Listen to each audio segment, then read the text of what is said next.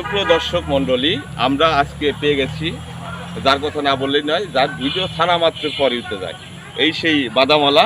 আমরা তার মুখে দু চারটি কথা শুনবো, শোনেন আপনারা। আচ্ছা, হ্যাঁ, মনের দুঃখ কি হয়েছে?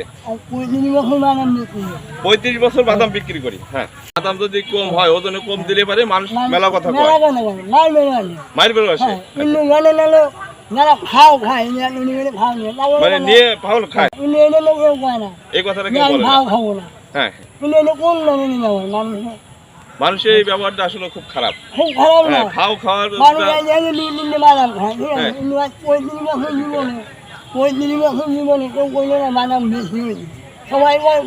কম হয়েছে, ওজনে কম হয়েছে।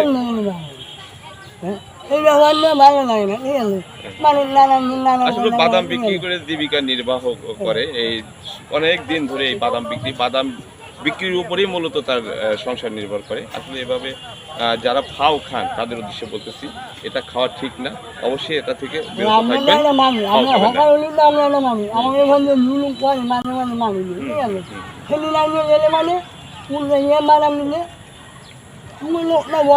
50 গ্রাম বাদাম নিচ্ছে, বয়স্ক লোক।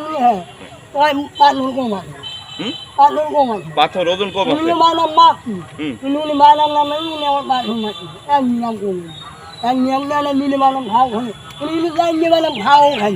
তাইতে ফাও খাইছে। উনি